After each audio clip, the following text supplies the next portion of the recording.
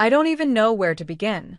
Maybe with the moment my husband warned me, because that was the first time someone tried to save me from myself, and I laughed in his face. My name's Isabella Grant, and if I'm being honest, I used to think I was untouchable. Perfect job, beautiful house, great husband, growing career, the kind of life people double tap on Instagram and envy in silence. Nathan, my husband, was everything I thought I wanted at first. Calm, intelligent, reliable. A corporate lawyer with a reputation for being ruthlessly composed. He handled everything like a contract, clear, organized, emotionless. And maybe that's what killed us.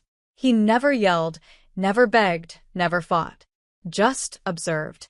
The kind of man who could stare at you for 3 seconds and make you feel like you'd already lost the argument. 8 years into marriage, I'd gotten used to him not reacting. So when one random Tuesday morning over coffee he looked up from his laptop and said, "If you invite your boss to your birthday, our marriage is over." I actually laughed. Like really laughed. Head tilted back. You can't be serious kind of laugh. Nathan, you're unbelievable. He's my boss, not some random guy. He didn't blink. Didn't raise his voice. Just said, "I'm not joking, Isabella. Don't test me on this." And then he went back to reading an email. I remember sitting there, staring at him, the man who used to leave me flowers on my desk when I had bad days, now talking to me like I was a liability. I brushed it off. He was being insecure, jealous, overdramatic. That's what I told myself. What Nathan didn't understand was that Ethan Parker, my boss, wasn't some creep. He was brilliant, charismatic. The kind of man who could make a meeting room feel like a movie scene just by walking in. People respected him, admired him. He respected me. At least that's what I thought. He made me feel seen in a way Nathan hadn't in years. Nathan respected me as a wife. Ethan admired me as a woman. And I was starving for that kind of attention. So when my birthday was coming up, Ethan joked in the office. "I hope I'm invited, Isabella. You know I can't resist champagne." And I said, half flirting, half testing boundaries, "Of course. Wouldn't be a party without you." I still remember that exact moment, because that's when I chose my downfall and smiled doing it. Nathan didn't say anything for days after that coffee warning. No fights. No sulking. He even helped me set up the lights in the backyard for the party. Quiet, helpful, polite. And I thought, see? He's over it. I had no idea silence could be a weapon. The night of my party, everything looked perfect. Champagne fountains, gold lighting, a live jazz band playing slow covers of pop songs.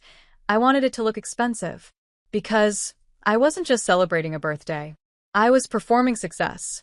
I remember walking down the stairs in my new red dress, the one Ethan had said looked powerful when I showed him a photo. Nathan looked at me for a few seconds, then said quietly, "That's the dress, huh?" His voice wasn't angry, just tired. "Ethan likes it," I said. I'll never forget his reply. "Of course he does." And that was it. He poured himself a drink and stayed out of my way. The guests arrived, coworkers, neighbors, a few influencer friends from networking events. Everyone was buzzing, laughing, taking videos. My phone kept lighting up with story mentions. And then Ethan walked in. Late as always. He had that effortless confidence, expensive suit, slick hair, that smirk that always made people pay attention. I swear, when he stepped into the backyard, the music almost faded in my head. I went to him instantly. I didn't even think about Nathan watching. I hugged Ethan long enough that it stopped being professional. He smelled like cologne and victory. "You look incredible," he whispered. "You're late," I teased. "Worth the wait," I laughed. Always. I could feel Nathan's eyes somewhere in the crowd, but I ignored it. In that moment, I felt powerful, adored, desired, untouchable. The party kept going. Drinks, music, flashing lights, perfect chaos. I was tipsy, floating, living in the image I'd built. Then came the speech. Someone handed me a mic and told me to say something. I was glowing, confident, reckless. So I climbed onto a chair, raised my glass, and said, "Thank you everyone for being here. But there's one person who deserves special thanks, someone who believed in me, pushed me, supported me when I doubted myself. And I looked directly at Ethan. Ethan, I wouldn't be where I am without you. Everyone clapped. Some people whistled. Ethan smiled like he'd just won something. And Nathan? He stood near the bar, finished his drink, walked up to me quietly, leaned close, and said, "Happy birthday." Then he turned and left. No anger. No scene. No goodbye. Just gone. I remember rolling my eyes, pretending not to care, laughing with my friends to hide the knot forming in my stomach. But something about the way he left felt final. I told myself he was being dramatic, that he'd come back after cooling off. I didn't realize he wasn't cooling off. He was burning everything down, silently, efficiently, like a man who'd already made peace with revenge. That night, I went to sleep thinking I'd won. I didn't know the party wasn't the climax, it was the crime scene. For the first 2 days after the party, I didn't even notice Nathan was gone. That's how full of myself I was. The night he walked out, I barely flinched.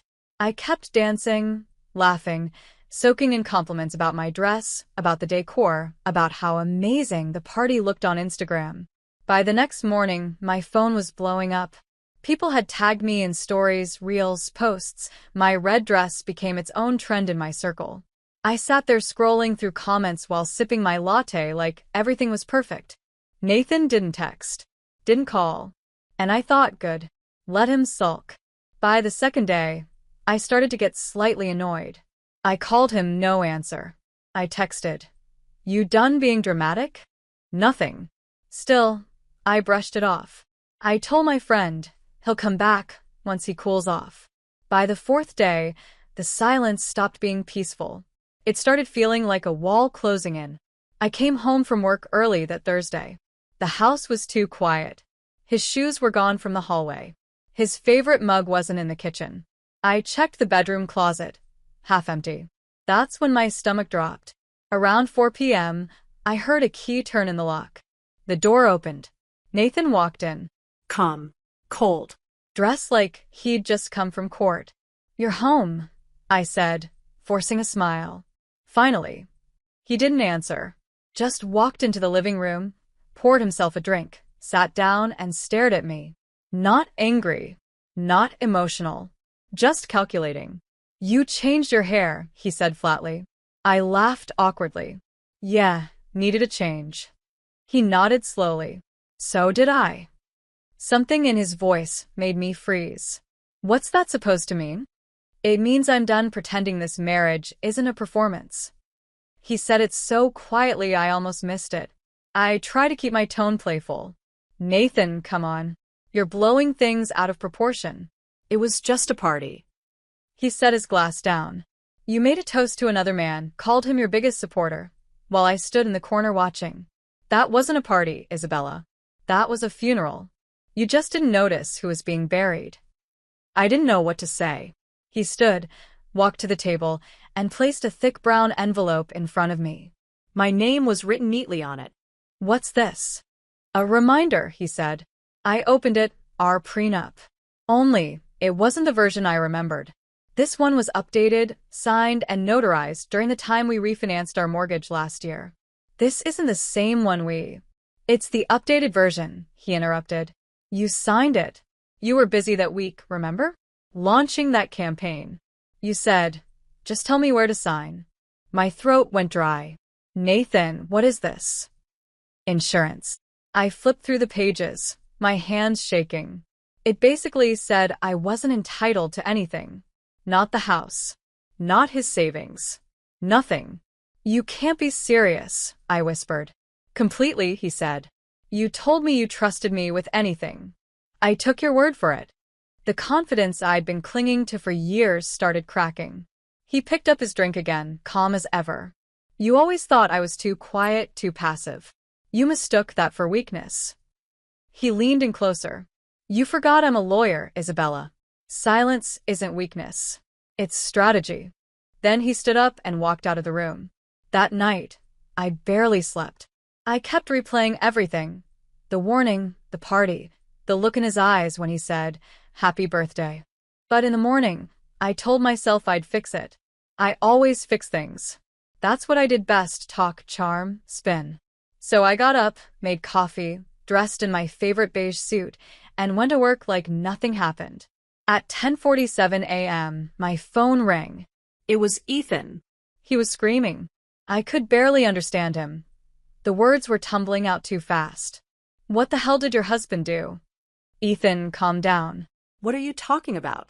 He sent a disclosure to his firm, a conflict of interest report, with our picture attached. "The ethics committee is investigating me. Do you have any idea what this looks like?" My blood ran cold. "What picture?"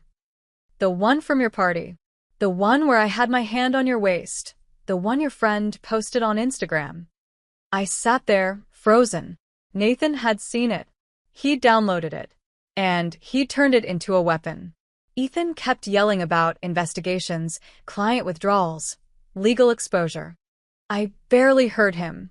All I could hear was Nathan's calm voice echoing in my head. "It's not jealousy. It's a warning." I hung up and went to the break room, staring at my reflection in the stainless steel coffee pot. My hands were shaking. By noon, people in the office were whispering. HR called me in for a quick meeting. They asked questions, polite, rehearsed, professional, but their eyes said it all. They thought I'd slept my way up. When I got home that night, I tried calling Nathan. Straight to voicemail. I left message after message, trying to sound calm. "We need to talk. You can't just nuke my career because you're hurt." No reply. The next day, it got worse. Someone, I still don't know who, leaked everything to a gossip blog called Corporate Confessions. Headline: When birthdays become evidence, how a marketing director ended her career with one Instagram post. They included my photo with Ethan. The comments were brutal. "Homewrecker. Sleeping her way up. Another LinkedIn disaster." By evening, the post had gone viral. My inbox flooded. Clients started asking if I was still with the company. Ethan stopped answering my texts. I tried deleting everything: my posts, the photo, even my account. But it was too late. Screenshots live forever. When I finally called Nathan again, he picked up. His voice was calm, almost cheerful. "You built your life on attention, Isabella. Now you get to live off it." "You're doing this out of spite," I snapped. "You're destroying both of us." "No," he said quietly. "Just you." And then he hung up. That's when I realized something terrifying. Nathan wasn't reacting emotionally. He wasn't out of control. He was in control. Every move was deliberate. Every silence planned. I didn't know it yet, but the dominoes were already falling. The firm launched a full investigation into Ethan's company. Clients started pulling out. HR started reviewing my file. And Nathan? He wasn't talking. He was watching. The next afternoon, Ethan showed up at my house, furious, sweating, panic in his eyes. "Where is he?" he demanded. "Where's Nathan?" "At work, I guess." "Why?" "He destroyed us. The firm froze our accounts. The board's calling an emergency meeting. This is a disaster." I stared at him, completely lost. "Ethan, I didn't do anything." "You think they care?" he shouted. "They've got photos of us. Your husband sent them. HR's asking questions about promotions, bonuses, everything." And then, like a nightmare playing out in real life, Nathan walked through the front door. He looked at Ethan like he was seeing a case file he'd already closed. "Good morning, Ethan," he said politely. "You ruined everything." Ethan snapped. "We're finished because of you." "Because of me?" Nathan tilted his head.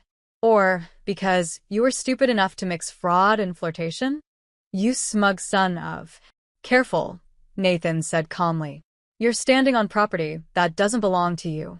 Ethan turned red. I'd never seen him so unhinged. "Do something," he barked at me. "Fix this." "Fix what?" Nathan cut in. "She already fixed it. For me." The words hit harder than any scream could. Ethan stormed out, slamming the door behind him. Nathan watched him leave, then turned to me. "You might want to start looking for a new job," he said softly. "Oh, wait, that's probably already being handled." And then he walked away. I stood there, shaking, staring at the door, realizing I didn't just lose my husband. I'd lost my shield, my reputation, my version of reality. I thought I was in control. But Nathan was the one pulling every string. I used to think silence meant weakness. Now it sounded like power. And for the first time in my life, I was afraid of it. There's a moment when the noise finally dies, when the calls stop, the messages fade, and you realize the silence isn't peace. It's punishment. For me, that moment came 3 days after Ethan's meltdown at my house. Monday morning, 9:03 a.m. I walked into the office like nothing was wrong. Straight back, neutral smile, perfect mask. That's what I'd always done. No matter what happened, I performed control. But that morning it didn't work. The second I swiped my company ID, the scanner blinked red. I tried again. Red. The security guard, Marcus, who'd known me for years, looked at me with that awkward sympathy people use when they're afraid to say something real. "Morning, Mrs. Grant." "Morning, Marcus. Is the system down?" "No, ma'am." He reached under the desk, pulled out a sealed envelope, and slid it toward me. "They said to give you this." My stomach twisted. I tore it open right there in the lobby. Termination of employment, effective immediately. My hands started shaking before I even reached the signature line. At the bottom, printed in sharp black ink, were 2 words that stopped my breath. Authorized by General Counsel Nathan Grant, my own husband. I stood there, frozen, hearing the hum of office chatter behind me, pretending I wasn't falling apart in public. Marcus cleared his throat. "Ma'am, I'm gonna have to." "Yeah," I whispered. "I know." I walked out of that building with every camera, every pair of eyes, burning into my back. Outside, the world felt louder. The sky too bright. Cars too close. I'd spent years building that company, fighting for promotions, networking, branding myself as this confident, unstoppable woman. And in one email, Nathan had erased me like a typo. I wanted to hate him. God, I tried. But deep down, I knew. I handed him the pen. That afternoon, Corporate Confessions posted a follow-up article. Update: Marketing director terminated after conflict of interest scandal. They even included a screenshot of my termination notice. Someone must have leaked it. My inbox exploded again. LinkedIn messages, fake sympathy, quiet gossip. The comments were worse this time. Actions have consequences. Girl boss turned gaslight. Red dress karma. I shut my laptop, threw my phone against the couch, and screamed until my throat burned. That's when Ethan called. "They're freezing all accounts," he said. "The board's pulling every file we touched. The investors are gone. The startup client withdrew. We're finished." "Ethan, I didn't do anything illegal," I shouted. "You think that matters now?" he snapped. "Optics are everything. You humiliated me, Isabella." "I humiliated you?" I laughed bitterly. "You're the one texting me at midnight and showing up drunk to my party. Don't you dare turn this on me," he screamed. "You dragged me down with you. You and your perfect lawyer husband." And then he said the one thing that made my heart stop. He knew exactly what he was doing. You were just too dumb to see it. The call disconnected. For hours, I just sat there on the living room floor, surrounded by silence. Nathan's side of the closet was empty. His files, his books, even his stupid coffee mug gone. But the house still smelled like him. Everywhere I looked, there was something he'd left behind, the faint trace of his order in the chaos I'd created. By evening, my phone buzzed again. This time, it wasn't a call. It was a link from an unknown number. It led to a thread on Reddit. True off my chest, my husband just destroyed my career, and I deserved it. It wasn't mine. It was someone else sharing my story, my downfall, as gossip. The details were so specific, they might as well have used my name. People were commenting things like, "Good for him. She needed to be humbled." In voices and silence. "That man's my hero." I wanted to throw up. The internet had chosen its side. That night, I couldn't sleep. I paced the house like a ghost, replaying every memory. Our first anniversary. The nights I'd ignored him for work calls. The way he used to look at me when he still loved me, before the resentment took over. I realized something horrible. Nathan hadn't fallen out of love with me overnight. He'd watched me chip away at it, piece by piece, every time I dismissed his feelings as jealousy or weakness. And when it finally broke, he didn't explode. He strategized. He'd been planning this for months, maybe years. The updated prenup, the separate bank account, the quiet withdrawal, the timing of that conflict of interest disclosure. All of it methodical. Perfect. I used to think I was the smart one in this marriage. Turns out I was just the loud one. The next day, Ethan showed up again, this time looking like he hadn't slept in days. His hair was a mess, tie half undone, suit wrinkled.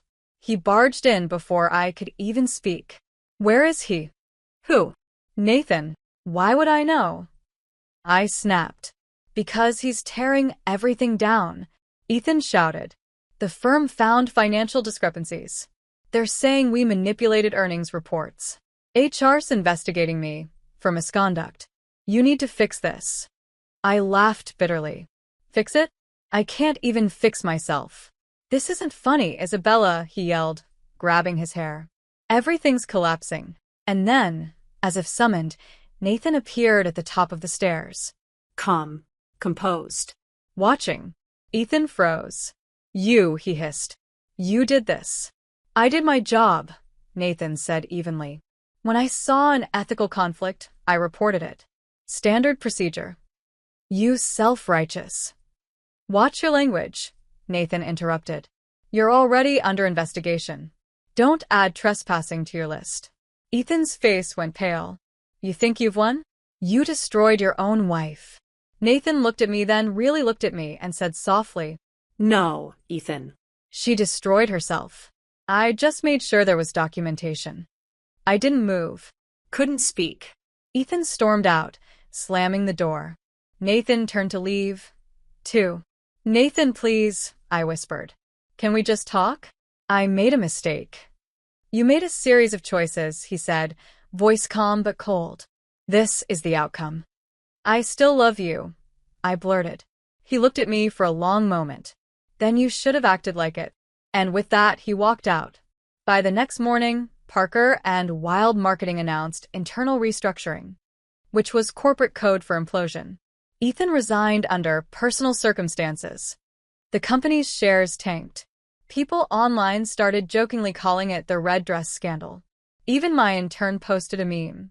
When your boss's birthday toast becomes HR evidence. It got 12,000 likes. The humiliation was complete. No friends. No job. No marriage. Just me, sitting in a house that wasn't even legally mine anymore. That evening, I heard a knock. When I opened the door, Nathan was standing there with a suitcase. For a second, my heart leapt. Stupid, desperate hope. You came back, I whispered. He didn't smile. Didn't step in. He just handed me a white envelope. What's this? Divorce papers, he said quietly. My throat closed up. Nathan, please don't do this. You already did, he said. He turned to leave, but before he reached the door, the bell rang again. A courier stood there, holding another envelope, official, stamped, government-issued. He handed it to me. I opened it slowly. Legal notice. Repayment of performance bonuses totaling $130,000, issued under false earnings. Amount due immediately. The paper slipped from my hands. My knees gave out. Nathan didn't move. He just watched, not cruelly, not gloating, just done. You can't leave me like this, I whispered through tears. You left first, he said softly. And then he walked away. No yelling. No revenge speech. Just silence.